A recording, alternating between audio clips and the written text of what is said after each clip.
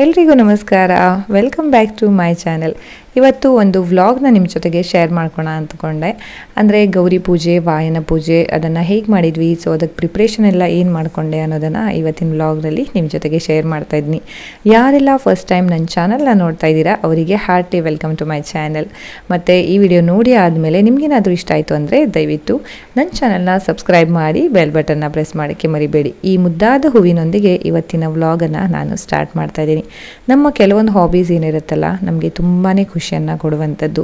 ಅದು ಪ್ರಾಣಿಗಳನ್ನು ಸಾಕೋದಿರ್ಬೋದು, ಇಲ್ಲ ಗಿಡಗಳನ್ನು ನೆಡೋದಿರ್ಬೋದು, ಇದೆಲ್ಲ ತುಂಬ ಖುಷಿಯನ್ನು ಕೊಡುವಂಥದ್ದು. ಅದರಲ್ಲಿ ನಾನು ಗಿಡಗಳನ್ನು ಕೂಡ ನೆಡ್ತೀನಿ. ಮತ್ತು ಈ ಮುದ್ದಾದ ಪುಟಾಣಿನ ಕೂಡ ಸಾಕಿದ್ದೀನಿ. ಇವನ ಹೆಸರು ಪುಟಾಣಿ. ಇವನು ತಂದಾಗ ಮರಿದ್ನಲ್ವ, ಆವಾಗ ಪುಟಾಣಿ ಪುಟಾಣಿ ಅಂತ ಹೇಳಿ ಈಗಲೂ ಹಾಗೆ ಕರಿತೀನಿ. ಇವನ ಆ್ಯಕ್ಚುಲಿ ಹೆಸರು ರಾಕಿ ಅಂತ. ತುಂಬಾ ಮುದ್ದು. ಇವನಿಗೆ ನಾನೇ ಫೇವ್ರೇಟು ನಮ್ಮ ಮನೆಯಲ್ಲಿ. ಸೊ ಇವನನ್ನು ಒಂದು ಸ್ವಲ್ಪ ಇವನ ಜೊತೆಗೆ ಆಟ ಆಡಿ ನಾನು ಒಳಗೆ ಹೋಗಬೇಕು.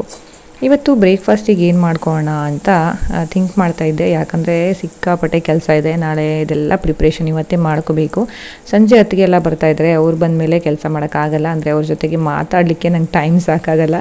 ಹಾಗಾಗಿ ಎಲ್ಲನೂ ಅವ್ರು ಬರೋಕ್ಕಿಂತ ಮುಂಚೆನೇ ರೆಡಿ ಮಾಡ್ಕೊಳ್ಳೋಣ ಅಂತ ಅಂದ್ಕೊಂಡು ಪ್ಲ್ಯಾನ್ ಮಾಡಿದ್ದೀನಿ. ಹಾಗಾಗಿ ಪೂರಿ ಭಾಜಿನ ಮಾಡೋಣ ಅಂತ ಅಂದ್ಕೊಂಡೆ. ಒಂದಂದರೆ ಪೂರಿ ಭಾಜಿ ಮಾಡೋದ್ರಿಂದ ಬ್ರೇಕ್ಫಾಸ್ಟ್ ತುಂಬ ಫಾಸ್ಟಾಗಿ ಆಗುತ್ತೆ. ಇಲ್ಲ ಅಂತಂದರೆ ತುಂಬ ಟೈಮ್ ತೊಗೊಳೋದೆ. ದೋಸೆ ಚಪಾತಿ ಎಲ್ಲ ಮಾಡೋದಂದರೆ ಇದು ಎಣ್ಣೆಲಿ ಮಾಡೋದು ಹೆಲ್ದಿ ಅಲ್ಲ ನನಗೆ ಗೊತ್ತು. ಬಟ್ ತಿಂಗಳಿಗೆ ಒಂದು ಸಲ ನಡೆಯುತ್ತೆ ಅಂತ ಅಂದ್ಕೋತೀನಿ. ಸೊ ನಾನಿವತ್ತು ಪೂರಿ ಭಾಜಿನ ಮಾಡಿದ್ದೀನಿ. ಭಾಜಿ ಕೂಡ ತುಂಬಾ ಸಿಂಪಲಾಗಿ ಮಾಡಿದ್ದೀನಿ. ಏನಂತ ಅಂದರೆ ಮೊದಲನೇ ದಿನವೇ ರಾತ್ರಿ ಮಲಗುವಾಗ ಬಟಾಟೆನ ತುಂಬ ಚೆನ್ನಾಗಿ ಕ್ಲೀನ್ ಮಾಡಿ ಅದರದ್ದು ಸಿಪ್ಪೆನೆಲ್ಲ ತೆಗೆದೆ ನಾನು ಬೇಯಿಸಲಿಕ್ಕೆ ಕುಕ್ಕರಲ್ಲಿ ಕಟ್ ಮಾಡಿ ಹಾಕಿರ್ತೀನಿ. So next day morning whistle ತೆಗೆದ್ಬಿಟ್ಟು ಅದರಲ್ಲೇ ಮ್ಯಾಶ್ ಮಾಡಿಕೊಂಡು ಒಂದು ಚೆನ್ನಾಗಿರೋ ಒಂದು ಒಗ್ಗರಣೆನ ಕೊಟ್ಬಿಟ್ಟು ಅದರಲ್ಲಿ ಆ ಮ್ಯಾಶ್ ಮಾಡಿದಂಥ ಬಟಾಟೆನ ಹಾಕಿ ಗರಂ ಮಸಾಲ, ಇಲ್ಲ ಅಂದರೆ ನಿಮ್ಮ ಹತ್ರ ಯಾವ ಮಸಾಲ ಇದೆ ಅದನ್ನು ಹಾಕಿ ಆಮೇಲೆ ಕೊತ್ತಂಬರಿ ಸೊಪ್ಪೆಲ್ಲ ಹಾಕಿದರೆ ನಮ್ಮ ಭಾಜಿ ಚಟ್ಪಟ್ ಅಂತ ರೆಡಿಯಾಗಿಬಿಡುತ್ತೆ. ತುಂಬ ಟೈಮ್ ತೊಗೊಳ್ಳಲ್ಲ. ಹಾಗಾಗಿ ನಾನಿವತ್ತು ಪೂರಿ ಭಾಜಿನ ಪ್ರಿಫರ್ ಮಾಡಿದ್ದು. ಎಲ್ಲ ಪೂರಿಗಳು ತುಂಬ ಚೆನ್ನಾಗಿ ಉಬ್ಬಿ ಬರ್ತಾ ಇದೆ. ಸೊ ಯಜಮಾನರು ಕೂಡ ವೇಟ್ ಮಾಡ್ತಾಯಿದ್ರೆ ಅವರಿಗೆ ಪೂರಿ ಭಾಜಿನ ಕೊಟ್ಬಿಟ್ಟು ನಾನು ಕೂಡ ಬ್ರೇಕ್ಫಾಸ್ಟ್ ಮಾಡಬೇಕು. ಹಾಗಾಗಿ ಇಬ್ಬರಿಗೂ ಅಂತ ಪೂರಿನ ಮಾಡ್ತಾಯಿದ್ದೀನಿ. ಕಲರ್ ಕೂಡ ತುಂಬ ಚೆನ್ನಾಗಿ ಬಂದಿದೆ. ನೀವು ನೋಡ್ತಾ ಇದ್ದೀರಲ್ವ, ನೋಡಿದ್ರೆ ತಿನ್ನಬೇಕು ಅಂತ ಅನಿಸ್ತಾ ಇದೆ. ಸೊ ನೀವು ಕೂಡ ಎಲ್ಲಾದರೂ ಹೋಗಬೇಕು ಅಂತ ಅಂದರೆ, ಇಲ್ಲಾಂದರೆ ಮನೇಲಿ ಫಂಕ್ಷನ್ ಇದ್ದರೆ ಯಾವುದೆಲ್ಲ ರಿಸೀವ್ ಮಾಡ್ತೀರಿ ಅಂತ ಹೇಳಿ ಆಯಿತಾ, ಕಾಮೆಂಟ್ ಸೆಕ್ಷನಲ್ಲಿ ಹೇಳ್ಬೋದು. ಇವಾಗ ಯಜಮಾನಿಗೆ ಕೊಟ್ಟು ನೋಡೋಣ ಹೇಗೆ ಇದೆ, ಏನು ಟೇಸ್ಟ್ ಹೆಂಗಾಗಿದೆ ಅಂತ ಹೇಳ್ತಾರೆ ಅಂತ ನಾನು ವೇಟ್ ಮಾಡ್ತಾಯಿದ್ದೀನಿ. ನೋಡಿ, ಇದು ಭಾಜಿ ತುಂಬ ಸಿಂಪಲ್ಲಾಗಿ ತುಂಬ ಟೇಸ್ಟಿಯಾಗಿರುತ್ತೆ. ಸೊ ಮಕ್ಕಳಿಗೆ ಕೂಡ ಇಷ್ಟ ಆಗುತ್ತೆ ಬಟಾಟೆ ಇರೋದ್ರಿಂದ. ನಾನು ಟೊಮೆಟೊ ಕೂಡ ಹಾಕಿದ್ದೀನಿ. ಮತ್ತು ಇತರೆ ತರಕಾರಿಗಳನ್ನು ಹಾಕ್ಬೋದು, ಬಟ್ ಅರ್ಜೆಂಟಿಗೆ ಇಷ್ಟು ಸಾಕು ಅಂತ ಅನ್ಕೋತೀನಿ. ಟೇಸ್ಟಿಯಾಗಿದೆ, ನನಗಂತೂ ಚೆನ್ನಾಗಿದೆ. ಸೊ ಬನ್ನಿ ನೋಡೋಣ ಏನಂತಾರೆ ಅಂತ. Let's go. ಹೇಗಾಗಿದೆ ಅಂತ ಹೇಳಿ. ನಿಮ್ಮ ಮಗಳು ಫೇವ್ರೇಟ್ ಇವತ್ತು ಮಾಡಿದ್ದು ಪೂರಿ ಭಾಜಿ. ಬಿಸಿಯಾಗಿದೆ ಅಲ್ವಾ? ಟೇಸ್ಟ್ ಹೇಗಾಗಿದೆ ಅಂತ ಹೇಳಿ. ಉಪ್ಪೆಲ್ಲ ಕರೆಕ್ಟಾಗಿದೆಯಾ? ಚೆನ್ನಾಗಿದೆಯಾ? Thank you so much. ಚೆನ್ನಾಗಾಗಿದೆ ಅಂತೆ. ಸೊ ಇವಾಗ ಟೀ ಮಾಡ್ತಾಯಿದ್ದೀನಿ. ಈಗ ನಾವಿಬ್ಬರು ಬ್ಲ್ಯಾಕ್ ಟೀ ಕುಡಿಯೋದು. ಸೊ ಜಿಂಜರ್ನ ಹಾಕಿಬಿಟ್ಟು ಬ್ಲ್ಯಾಕ್ ಟೀನ ಮಾಡ್ತೀನಿ.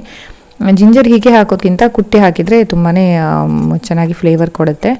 ಸೊ ಇದೆಲ್ಲ ಆದಮೇಲೆ ನಿಮಗೆ ನಾನು ಹೇರ್ಸ್ ಯಾಕೆ ತೋರಿಸ್ತಾ ಇದ್ದೀನಿ ಅಂತಂದರೆ, ನಾನು ಒಂದು ಶಾರ್ಟ್ಸನ್ನು ರೀಸೆಂಟಾಗಿ ಶೇರ್ ಮಾಡಿದ್ದೆ. ನನ್ನ ಚಾನಲಲ್ಲಿ ಸಿಗತ್ತೆ, ನೀವು ಇಂಟ್ರೆಸ್ಟ್ ಇದ್ದರೆ ನೋಡ್ಬೋದು. ಅದರಲ್ಲಿ ಈ ಸಲ ಮೆಹಂದಿನ ಹೇಗೆ ಪ್ರಿಪೇರ್ ಮಾಡೋದು ಅಂತ ಹೇರ್ಸಿಗೆ ಹಚ್ಚಲಿಕ್ಕೆ, ಕೂದಲಿಗೆ ಹಚ್ಚಲಿಕ್ಕೆ ನಾನು ಈ ಸಲ ಏನು ಮಾಡಿದ್ದೀನಿ ಅಂದರೆ ಬೀಟ್ರೂಟ್ ಜ್ಯೂಸನ್ನು ಆ್ಯಡ್ ಮಾಡಿದ್ದೀನಿ. ಯೂಶ್ವಲಿ ನಾನು ಬೀಟ್ರೂಟ್ ಜ್ಯೂಸ್ ಯಾವಾಗಲೂ ಟ್ರೈ ಮಾಡಿರಲಿಲ್ಲ. ಸೊ ಈ ಸಲ ಸ್ವಲ್ಪ ಕಲರ್ ಚೇಂಜ್ ಆಗುತ್ತಾ ಅಂತ ನೋಡೋಣ ಅಂತ ಮಾಡಿದ್ದು.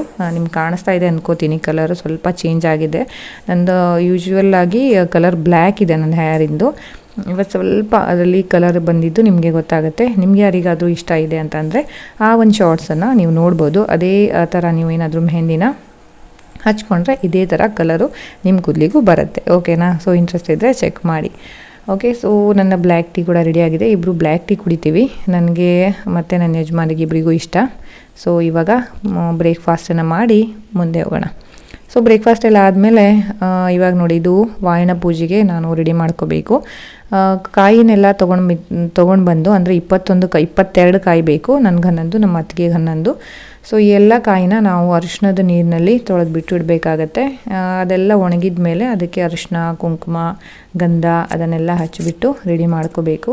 ಸೊ ಮೊದಲನೇ ದಿನವೇ ಇದೆಲ್ಲ ಮಾಡ್ಕೊಂಡ್ಬಿಟ್ರೆ ನಾಳೆ ಸ್ವಲ್ಪ ಆರಾಮಾಗಿ ರಿಲ್ಯಾಕ್ಸ್ ಆಗಿ ಇರ್ಬೋದು. ಇಲ್ಲಾಂದರೆ ತುಂಬಾ ಹ್ಯಾಕ್ಟಿಕ್ ಆಗಿಬಿಡತ್ತೆ ಆಮೇಲೆ.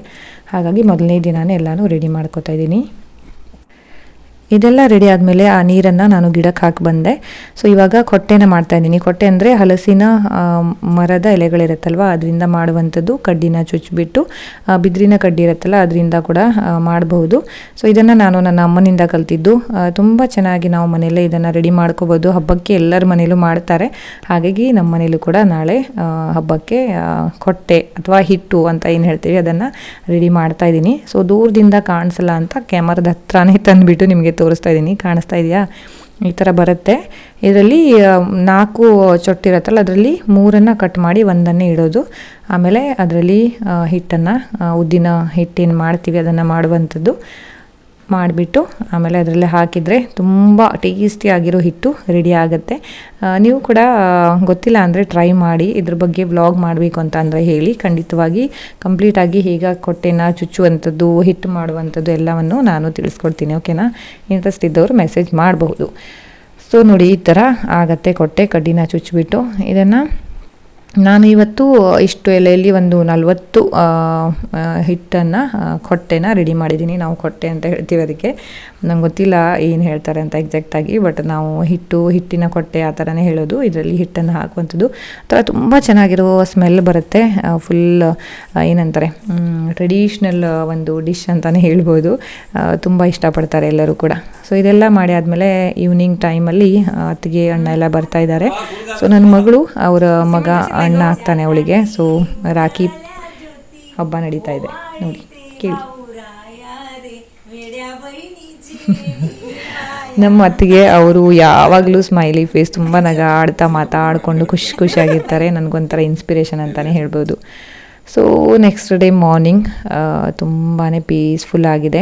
ಮಲಗುವಾಗನೇ ಎಲ್ಲನೂ ಕ್ಲೀನ್ ಮಾಡಿ ಮಲಗೋದ್ರಿಂದ ಬೆಳಗ್ಗೆ ಎದ್ದಾಗ ಮನೆ ನೋಡಿದರೆ ತುಂಬ ಸಂತೋಷ ಅನಿಸುತ್ತೆ. ಸೊ ಇದು ಮನಿ ಪ್ಲ್ಯಾಂಟ್, ನಿಮ್ಗೆ ಗೊತ್ತಿರ್ಬೋದು. ಒಂದ್ಸಲ ಹೊರಗಡೆ ಬಂದರೆ ಎಲ್ಲ ಕಡೆ ಗ್ರೀನ್ ತುಂಬಾ ಖುಷಿ ಆಗುತ್ತೆ ನನಗೆ. ಇವತ್ತಿನ ಗೌರಿ ಹಬ್ಬದ ತಯಾರಿ ಶುರು ಆಗಿದೆ. ಸೊ ನಮ್ಮ ಅತ್ತಿಗೆಯವರು ಇಲ್ಲಿ ಏನು ಮಾಡ್ತಾ ಇದ್ದಾರೆ ಅಂತ ಅಂದರೆ ಅತ್ತಿಗೆಯವರು ಏನಂತಾರೆ ಅದಕ್ಕೆ ಕರಿಮಣಿನ ಪೋಣಿಸ್ತಾ ಇದ್ದಾರೆ. 5 ಕರಿಮಣಿನ ಹಾಕಿಬಿಟ್ಟು 5 ದಾರ ಮಾಡಬೇಕು. ಅದನ್ನು ವಾಯನ ಪೂಜೆಯಲ್ಲಿ ಪೂಜೆ ಮಾಡಿಬಿಟ್ಟು ನಂತರ ಅದನ್ನು ನಾವು ಮಂಗಲಸೂತ್ರಕ್ಕೆ ಕಟ್ಕೊಳ್ಳುವಂಥದ್ದು. ಇದನ್ನು ಅವ್ರು ಮಾಡ್ತಾಯಿದ್ದಾರೆ. ಒಳಗಡೆ ನಾನು ಇಲ್ಲಿ ಹಿಟ್ಟನ್ನು ಹಾಕ್ಕೊಂಡು ರೆಡಿ ಮಾಡ್ತಾಯಿದ್ದೀನಿ. ಸೊ ಕಿಚನ್ ಡಿಪಾರ್ಟ್ಮೆಂಟ್ ನನಗೆ ಇವತ್ತು. ಸೊ ಇದೆಲ್ಲ ಆದಮೇಲೆ ಒಳಗಡೆ ಎಲ್ಲ ತಯಾರಿ ಮುಗಿಸ್ಕೊಂಡು ಇಬ್ಬರು ರೆಡಿಯಾಗಿದ್ದೀವಿ. ನಮ್ಮ ಅತ್ತಿಗೆ ಪ್ರೀತಿಯಿಂದ ತಂದಂತಹ ಸೀರೆಗಳು, ಇಬ್ಬರು ಕೂಡ ಟ್ವಿನ್ನಿಂಗ್ ಮಾಡೋಣ ಅಂತ. ನಿಜವಾಗ್ಲೂ ಹೇಳ್ತೀನಿ, ಅವ್ರು ನನಗೆ ತುಂಬ ಒಳ್ಳೆ ಇನ್ಸ್ಪಿರೇಷನ್, ನನ್ನ ಫ್ರೆಂಡ್, ಮತ್ತು ತುಂಬ ಚೆನ್ನಾಗಿ ಗೈಡ್ ಮಾಡ್ತಾರೆ. ತುಂಬ ಹ್ಯಾಪಿಯಾಗಿರ್ತಾರೆ, ಅದೇ ನನಗೆ ಸಂತೋಷ. ಸೊ ಇವ್ರು ನೋಡಿ ನಮ್ಮ ಗೌರಿಯವರು. ಸೊ ಎಲ್ಲ ಒಂದು ಪೂಜೆ ತಯಾರಿ ನಡೆದಿದೆ. ವಾಯನ ನೋಡ್ತಾ ಇದ್ದೀರಲ್ವ, ಇದೇ ಥರ ಪ್ರಿಪೇರ್ ಮಾಡಿ ಇಟ್ಟಿದ್ದೀನಿ. ಸೊ ಅರಿಶಿನ ಕುಂಕುಮ, ತುಪ್ಪದ ದೀಪ, ಎಣ್ಣೆ ಧೂಪ, ಪಂಚಾಮೃತಕ್ಕೆ, ಆಮೇಲೆ ನೈವೇದ್ಯಕ್ಕೆ ಹಣ್ಣು ಹೂವು ಎಲ್ಲ ಕೂಡ ರೆಡಿ ಆಗಿದೆ.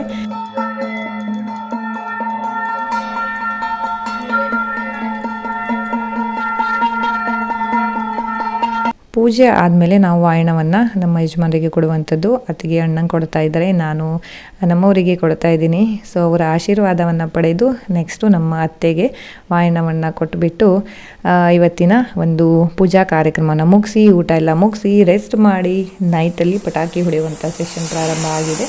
ಮಕ್ಕಳು ತುಂಬ ಖುಷಿಯಿಂದ ಪಟಾಕಿನ ಹೊಡಿತಾ ಇದ್ದಾರೆ. ನಾನು ರಾತ್ರಿಗೆ ಊಟಕ್ಕೆ ಭಜನೆಲ್ಲ ಮಾಡಬೇಕು. ಸೊ ನಾನು ಅದ್ರ ಪ್ರಿಪ್ರೇಷನಿಗೆ ಹೋಗಬೇಕು. ಈ ಒಂದು ಚಿಕ್ಕದಾದ ವ್ಲಾಗ್ ನಿಮಗೆ ಇಷ್ಟ ಆಯಿತು ಅಂತ ಅನ್ಕೋತೀನಿ. ವಿಡಿಯೋ ಇಷ್ಟ ಆದರೆ ಲೈಕ್ ಮಾಡಿ. ನನ್ನ ಚಾನಲನ್ನು ಇನ್ನೂ ಸಬ್ಸ್ಕ್ರೈಬ್ ಮಾಡಿಲ್ಲ ಅಂದರೆ ದಯವಿಟ್ಟು ಸಬ್ಸ್ಕ್ರೈಬ್ ಮಾಡಿ. ಬೆಲ್ ಬಟನ್ನ ಪ್ರೆಸ್ ಮಾಡೋಕ್ಕೆ ಮರಿಬೇಡಿ. ಮತ್ತೊಂದು ವಿಡಿಯೋದೊಂದಿಗೆ ಸಿಗೋಣ. ಅಲ್ಲಿಯವರೆಗೆ have a good day. Take care. Bye. Lots of love.